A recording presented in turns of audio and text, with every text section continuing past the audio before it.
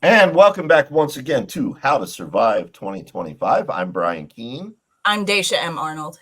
I am Jim Cobb.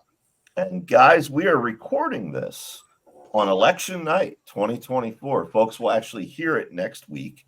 I know we have a lot of anxious listeners on both sides of the political spectrum. Everybody in America, I think, it's fair to say, is a little bit anxious tonight, but I feel safe in predicting that next week, when folks are listening to this, Jim, as you said earlier before we hit record, America will not resemble classic 1980s animated children's cartoon Thundar the Barbarian. Which is still a dream project. Oh yes, they're actually Dynamite Comics has the rights to do a new line of Thundar stories. I emailed them hoping to pitch, never even heard back. So I'm sure whoever they get will not be as good as the pitch we would have given them. No. They will not have the passion for it, that's for sure. You got to have a passion for it. Some of those old Thundar VHS tapes are worth a lot of money if you have disposable income to spend on them. And speaking of disposable income, that's a nice segue into our topic today. It sure was, because I was about to reel you guys back in. Yeah. I'm a professional announcer, Dacia. I know what I'm doing. No, today we're going to talk about the 4 pillars of financial preparedness. Not quite as sexy as some of the other topics we've talked about, but Jim, would you make an argument that they might actually be more important? I think they are definitely more important. The thing is, when we talk about prepping, a lot of people immediately go to the Thundar the Barbarian, end of the world type stuff. And that can be fun, but the reality is things like financial preparedness are far more important for your day-to-day life. And anything you can do to reduce stress and anxiety in your life is beneficial. If you can get your financial world under control, everything else gets a little bit easier. And the thing is, the financial end of it is something that is often overlooked in the prepper world. Partially because there's this mindset of, well, when society collapses, money's not going to be worth anything, so why bother? Cash has value right up until it doesn't. Your financial world is incredibly important, and that's why we wanted to do a whole episode on it. That's right. And yeah, part of prepping, it's not just having a well-stocked pantry or having enough bullets for your firearms. It's the psychological component of you and your loved ones that you're going to be okay, that you're going to hold together. All 3 of us are married. All 3 of us can probably agree. What's the number one thing that causes friction in relationships? It's finances. Oh, yeah. Certainly in the case of me and my wife, and I'm sure you guys can as well. If you want your happy home to be held together for when the collapse comes, then you need to practice financial preparedness well before that happens. Absolutely. So what are our 4 pillars, Jim? Okay. And this is something that I came up with a few years ago, this 4 pillars concept. Okay. Number 1, we'll run through what all 4 are, and then we'll dive back into them a little bit more. Number 1 is debt reduction. Number 2 is emergency savings. Number 3 is retirement planning. Number 4 is what I call the death file. Mm-hmm. Okay. Now, with debt reduction, let me preface this by saying none of these are really more important than any other. They should all get equal time in your planning. They vary in importance based on where you are in your life. For example, if you're drowning in debt reduction is going to be a lot more important to you right now than retirement planning. Mm-hmm. But over the course of your lifetime, all 4 need to get attention.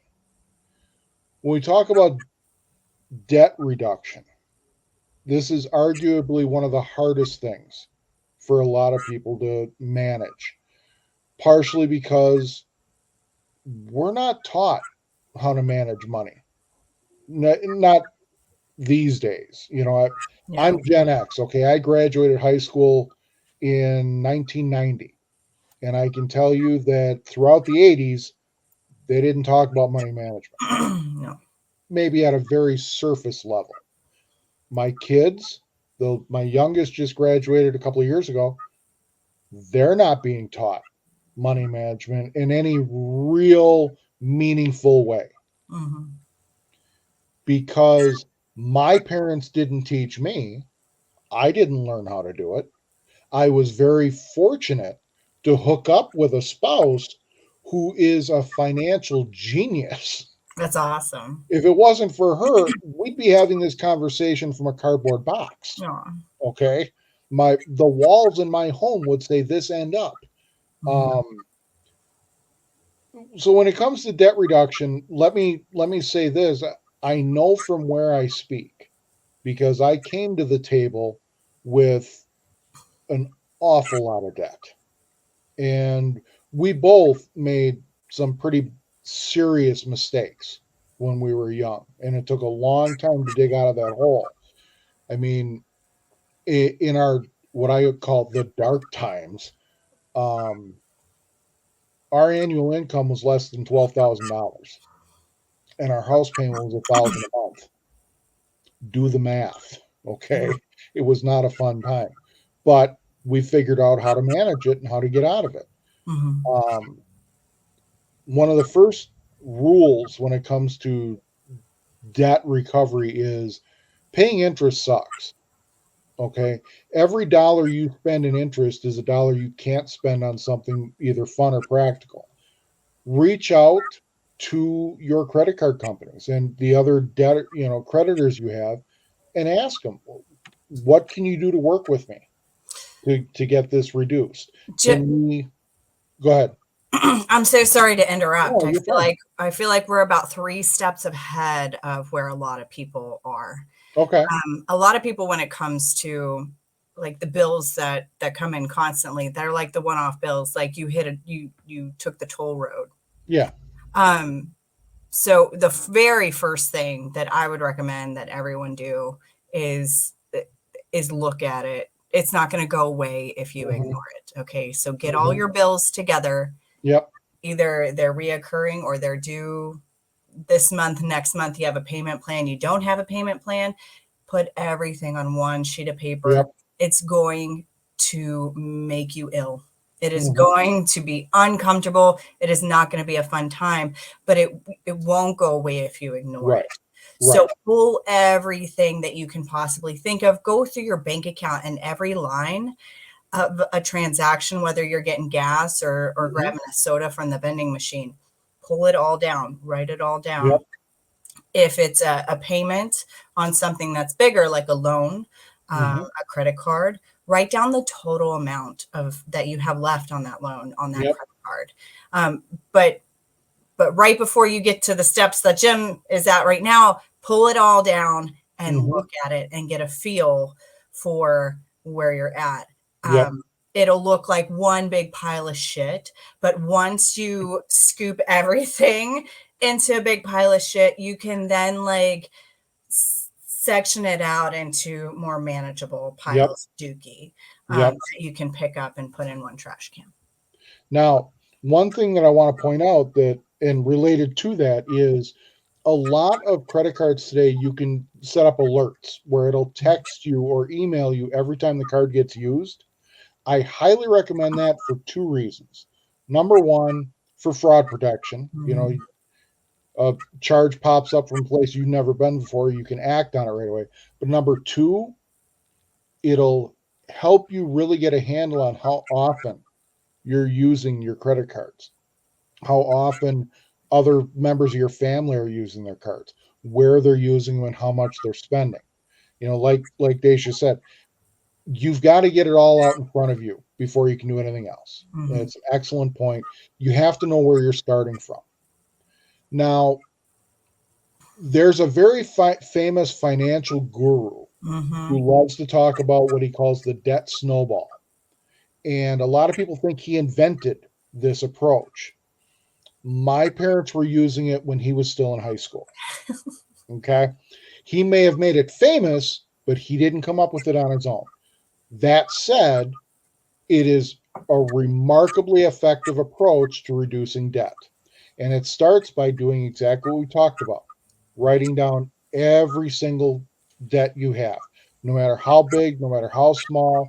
You want to know the balance, you want to know how much your minimum payments are, and how often you need to pay it. You know, if this is monthly, bi monthly, whatever the case is.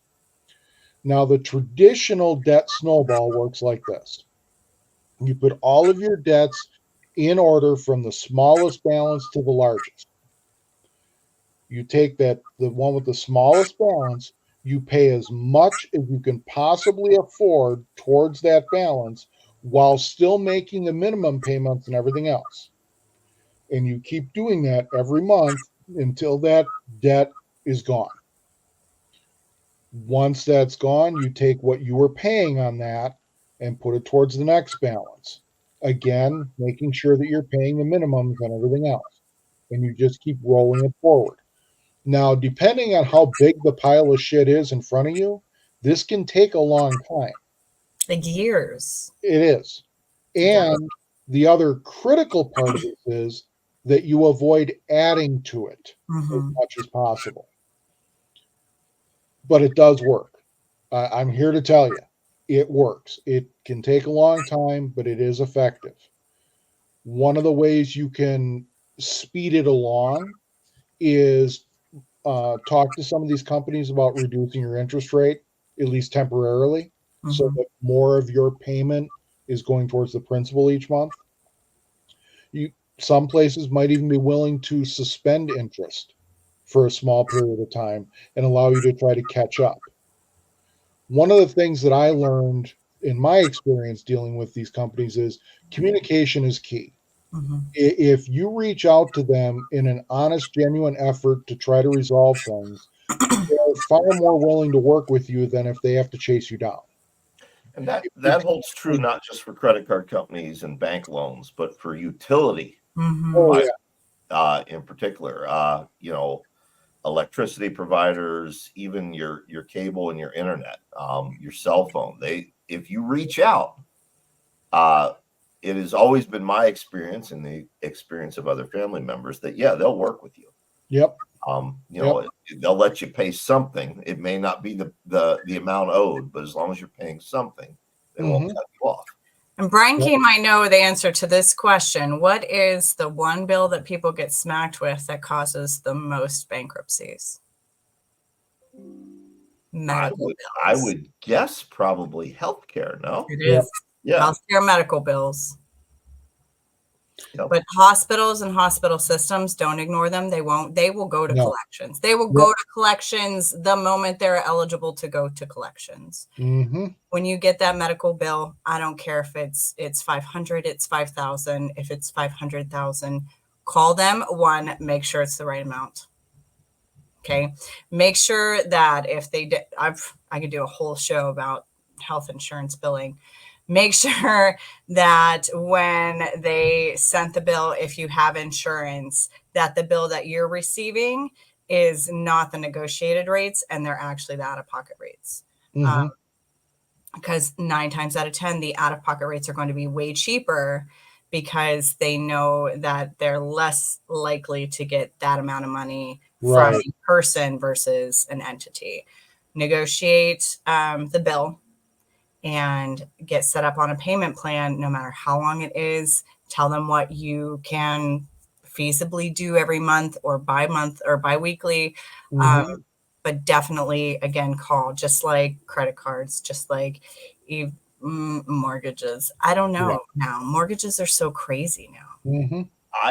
It has been my experience as someone who is not insured through a health insurance company or provider that hospitals and doctors are actually more than willing to work with me. When I go in and I say, I'm self-pay, I'm out of pocket, what's this going to cost?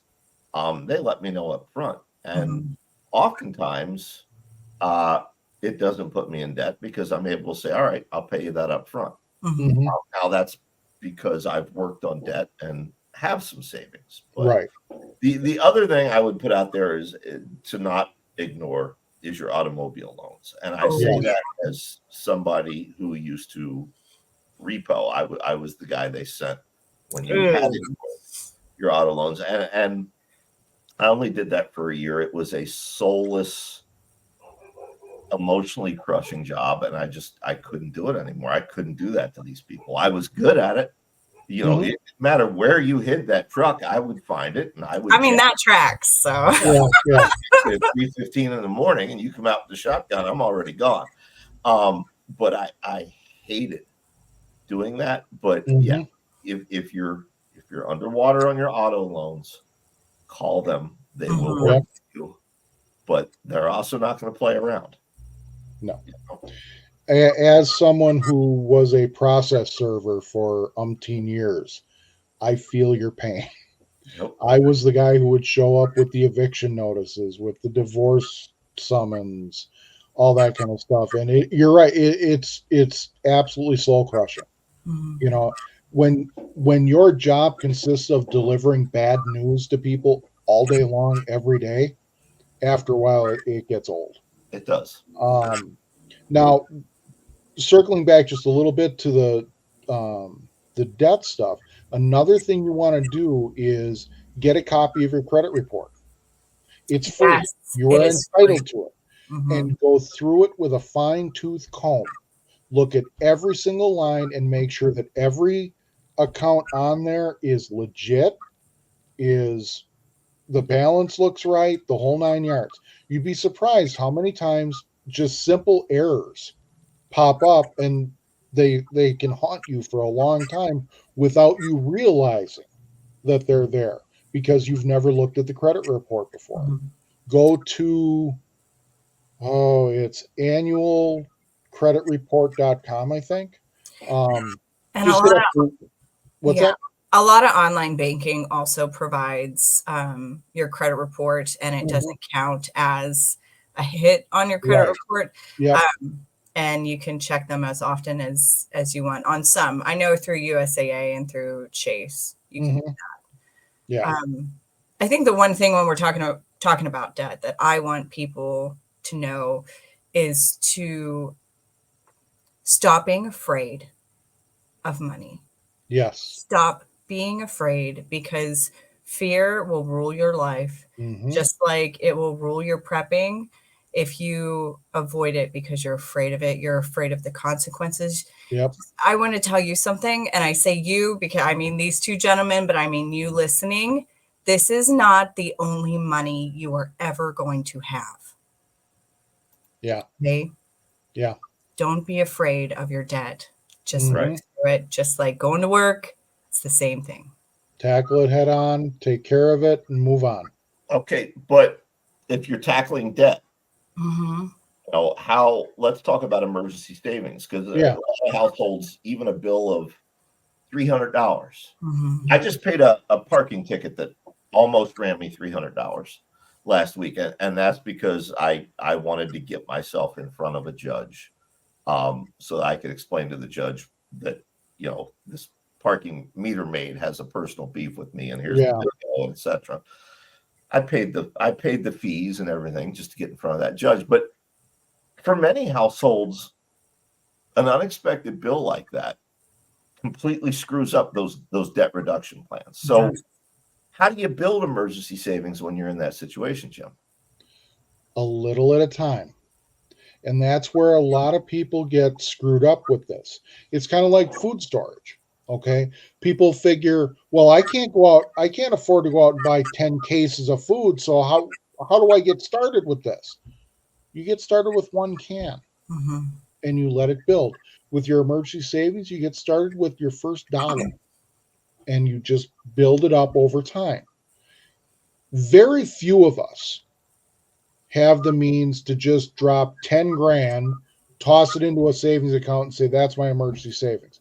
That's not how this works for most of us. Mhm. Most of us, we start out with $10, $15. We have a rummage sale and say we earn $100, we take 50 of it and put it in savings. Take the other 50 and go do something fun with it. You let it build up over time.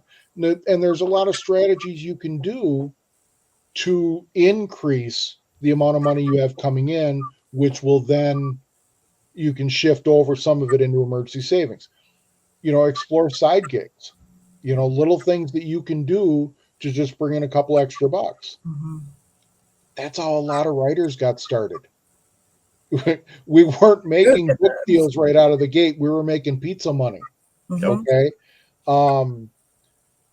If you have bad habits that are costing you money, maybe consider reducing or eliminating some of those habits and taking some of that money and shifting it over.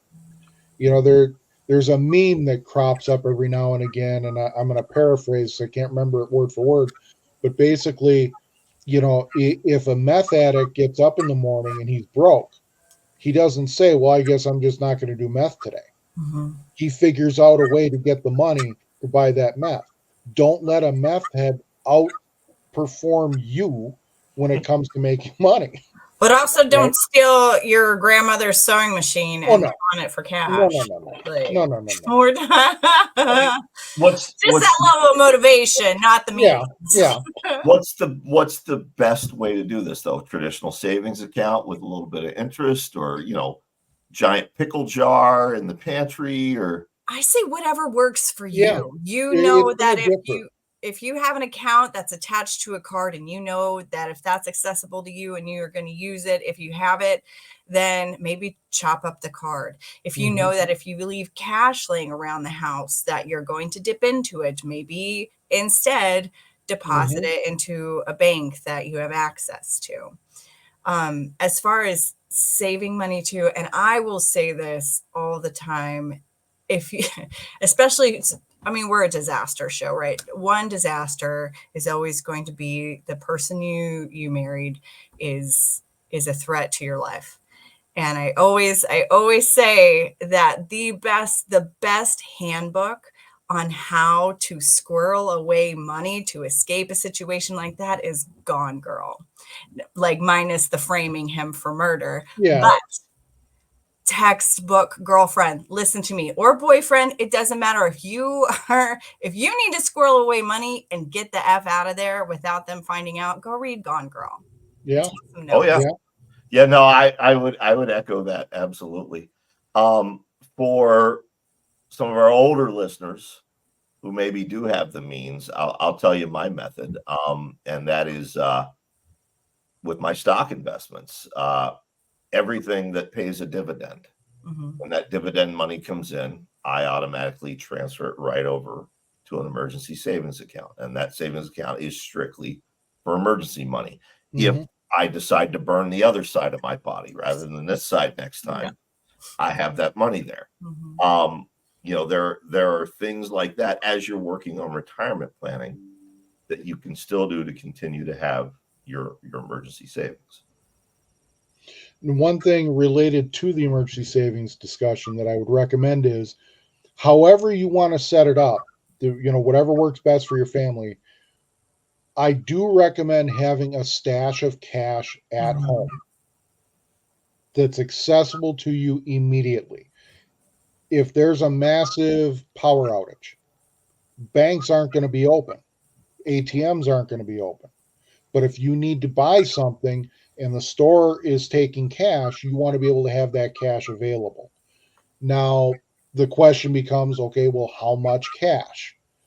My standard recommendation is to have enough cash on hand to fill up your gas tank fully from empty, get you 2 nights in a reasonable motel, and get you enough meals for 2 days on the road. Whatever that amount comes to for you in your location, in your part of the country, that's how much you should have on hand at a minimum. You might never need to leave home, but that amount will still be sufficient to get you what you need at the local store. If you run out of diapers, you run out of formula, you run out of this, run out of that, and the store is taking cash, you'll have enough to get what you need in a general sense. More is always better than less. I have a question related to that. Yeah. A lot of preppers in the hardcore prepping community, tout the benefits of physical gold, physical silver. If you listen to news radio, particularly right-wing leaning news radio, every commercial break is nothing but ads for physical gold. How realistic is that in a hurricane situation, a blizzard situation? No. Precious metals are for preserving wealth long term. They're not for immediate use. They're not for immediate needs. You go to, North Carolina right now, you're not spending gold to buy anything. No. You're just not. You're spending cash. You're spending actual money. There are a lot of reasons why precious metals should be kind of on the back burner. Number one, let's say, just for the sake of argument, society collapses around our ears tomorrow, and cash money is worthless. The U.S. currency is worthless. If you take bits of silver and gold to the gas station, are they going to know what it's really worth? No. It's worth whatever you kind of agree that it's going to be, which might be spot value, might not be. If you show up with precious metal, they don't know if it's legit or not unless they really are into it. And they might be reluctant to accept it for that reason alone. Let's say it's an evacuation scenario and I'm in my car, Dacia's in her car, and we're both fleeing the city. And we both realize, hey, we've got to stop for gas.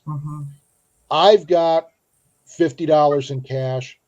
You've got 2 gold pieces. Or a bracelet, because who has pieces of gold? Yeah. Who do you think is going to be able to walk out of there with a tank of gas? Yeah. The precious metal stuff, it's for preserving long-term wealth. It's not for immediate use. Well, speaking of preserving long-term wealth, let's talk about retirement planning, because it sounds to me like cash and 401k is a lot better than some little gold bars from Franklin Mint. Yes. The problem go ahead. Yeah, let's talk about this because, for example, what do we all pay into? Medicare. Yeah. Right. Or not Medicare, Social Security. We all pay into Social Security. Am I ever going to see Social Security? I mean, I'm older than. Probably. Without us getting off in the weeds, our parents' generation was told it would be gone by the time they were the age they are now, and it's still there. Yeah, it's always going to be there, but it's never going to be sufficient, even if it's there. Even if it's there at 100% of what it's supposed to be, it's never going to be sufficient for most of our lifestyles. Okay.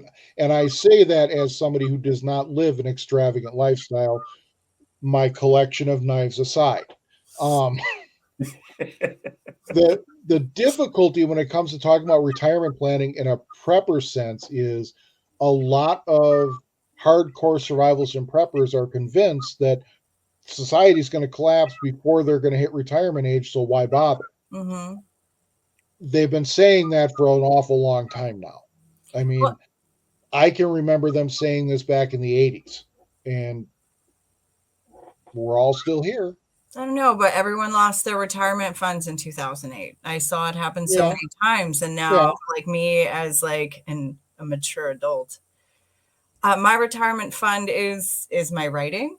Is that something that I can do until I'm old, Brian?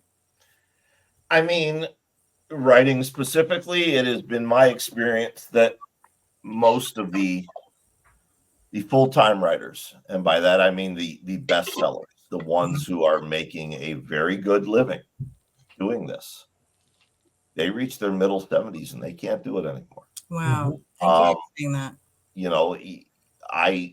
I will not name him on the air, but a very famous writer who both of you would know, who most of our listeners would know, even if they're not fans of horror.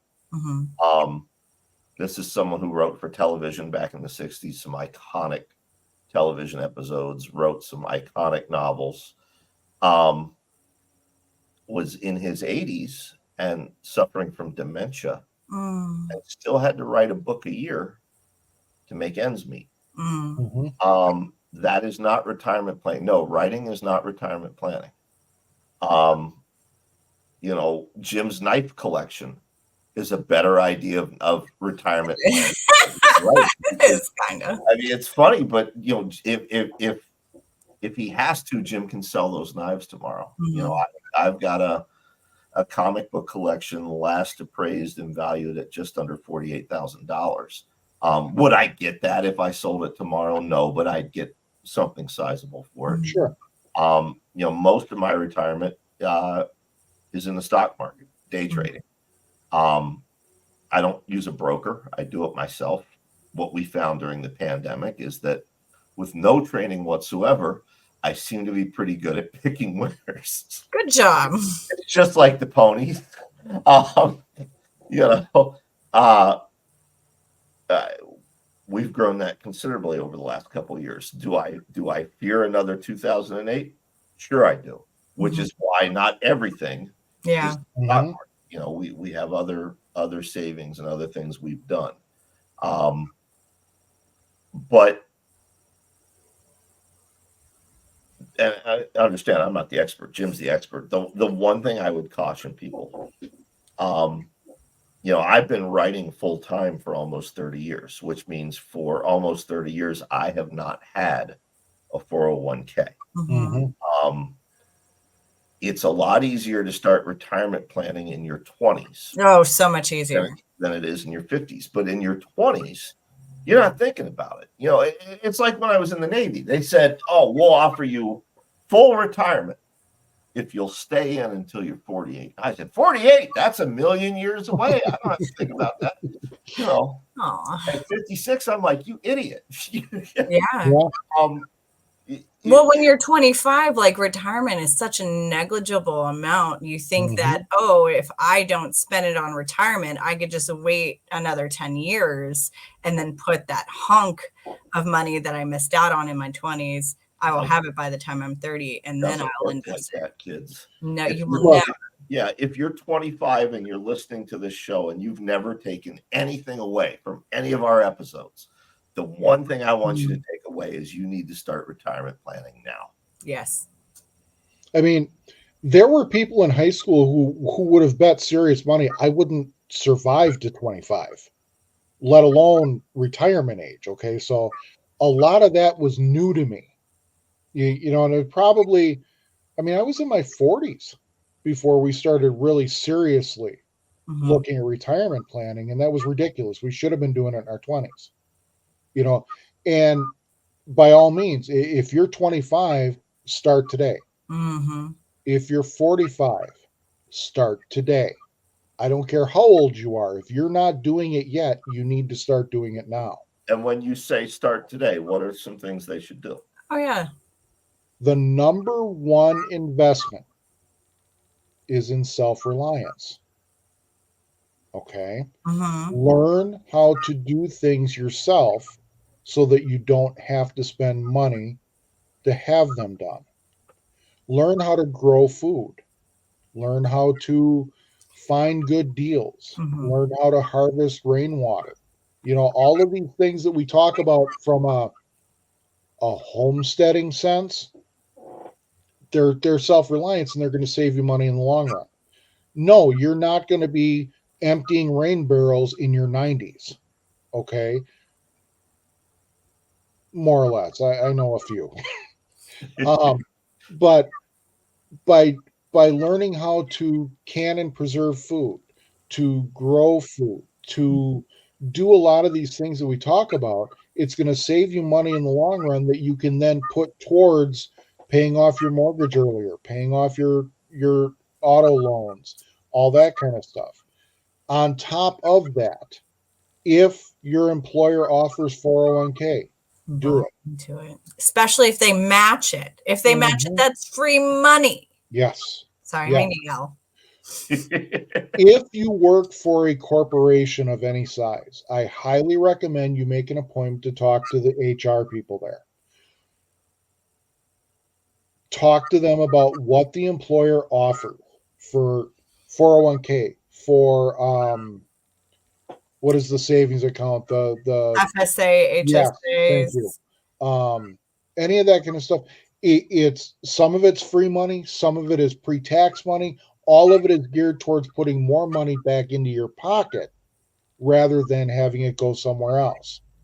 Anything you can do to consider opening up your own IRA, Mhm. and talk to retirement planners about what the options are that would be best suited for you in your individual situation. Writing is not feasible as a retirement plan, but it can certainly help finance your retirement planning. Absolutely. Okay. If you don't know anything about retirement plans and you walk into any bank, they're going to be jumping over each other to talk to you and help you and sell you a plan, a retirement Mhm. plan, or whatever you agree collectively is the best route for you. They Yep. would be more than happy to set you on the right track. Mhm. Other things that you can look at are, like Brian was talking about investing, the Mhm. stock market, things like that. Once upon a time, real estate investments were highly recommended, That's having rental properties. As someone who was a process server for umpteen years serving evictions, I'm very reluctant to recommend people become landlords because I've seen the ugly side of it. It's a lot of I work.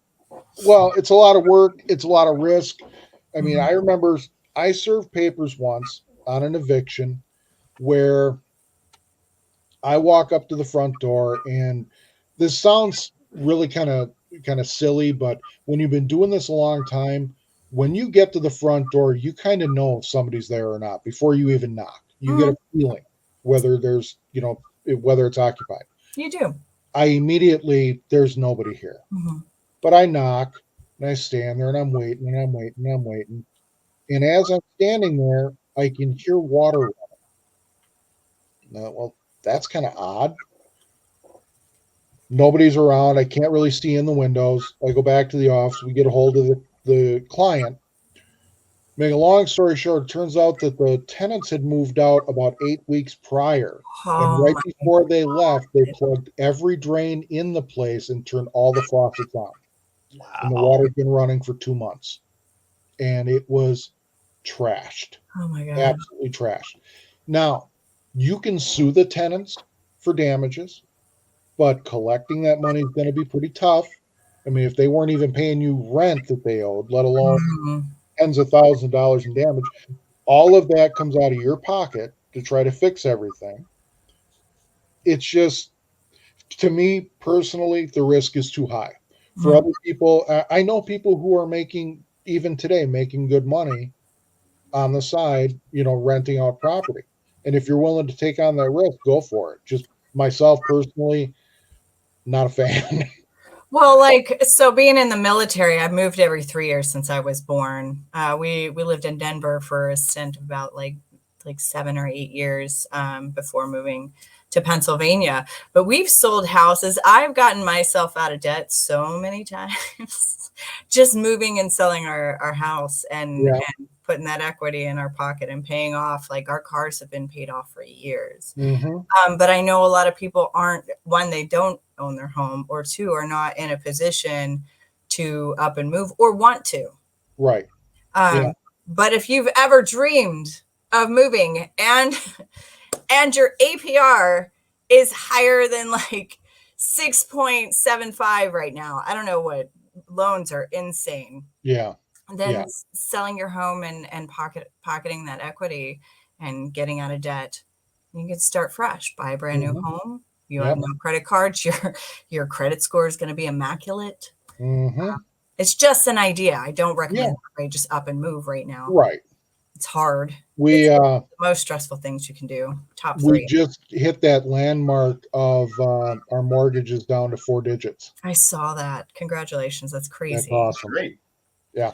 And We that's what it's should all we should have it paid off in about, I think, 4 years early, which It could have been a lot earlier, but because of mistakes we made years ago, we were Mm-hmm. playing catch up for a long time, but we're still getting it paid off really good, really fast. And that's what it's all about. If God forbid something happened to you tomorrow, you know your family and your loved ones are going to be better off in that case. Right. And that's why we prep, folks. That's why we do this show. It's Mhm. about taking care of the people you love. So let's talk about taking care of the people you love if you're the one to go first. Now, we've touched on this Yeah. in previous episodes. But Jim, you call it the death file. Yeah. I would pick a different name, but you want to. Well, there are a lot of names for this. Okay. If I go first, I like the death file because it's short and sweet. Basically, what it consists of is information that your loved ones are going to need should you pass away. Now, I speak from experience when I say that this is very, very important. My dad died in 2019 and he was in bad health. I mean, there was nobody who was like, oh my God, really? But for a few years prior to his passing, I would periodically bring up, you know, his will and last wishes and hey, we need to talk about this kind of stuff. And he wanted nothing to do with the conversation. Every single time he said, the will is over in my desk in a file. The file in there will have everything you need. Okay. When he passed, I dug out that file. It consisted of a 2-page will that basically said nothing, and that was it. And my wife and I spent several months trying to cobble together all of his financial information, all of these different accounts that he had, trying to close things out while we're also clearing out his house, while we're also hiring people to repair his house so we can get it on the market. And throughout all of this, we have no time to grieve. We have no time to process the loss because we're dealing with all this bullshit. Don't do that to your family. Okay. Take time now to put together whatever you want to call it. We'll call it the death file. In there should be your will, your living will, your other health directives, just because that's a convenient place to keep all of it. Okay. Power of attorney, that kind of stuff. Fun fact, when a loved one passes away, make sure you get a lot of official copies of the death certificate because a lot of places demand an original. They won't take a photocopy, they won't take a scanned copy. They want originals. And that, as of 2019 at least, that was our experience. So make sure you get multiple copies of it when you order the death certificate.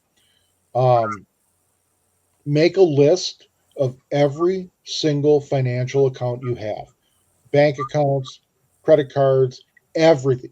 Every single thing that involves your money should be in this file. Your 401k, your investments, your IRAs, gym memberships, and any of that kind of stuff. Have it all in there so that your family knows where every nickel is going and that they can immediately close out accounts like gym memberships that you're obviously not going to be using anymore.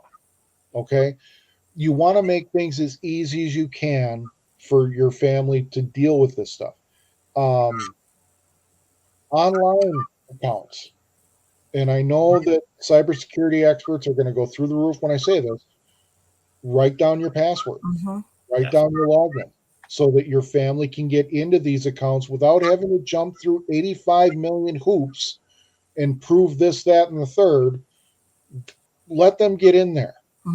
Deal with this stuff. Yeah, especially if you have a passive income like TikTok or something silly like that. You have an Etsy shop or something. Yeah. Definitely write those down. If you have business accounts, you especially need to add those too. Social media accounts. Social media accounts. Now, like Facebook, for example, there is a means where you can appoint somebody to manage your account when you pass. I forget exactly all the ins and outs of it. As far as I'm concerned, I'd rather leave Facebook out of the equation and just have a means where my family members can go in, log into the account, they can answer messages, they can send messages, things like that. Along the same lines, have a list of people that your family should contact to let them know that you passed. We all have two sets of friends.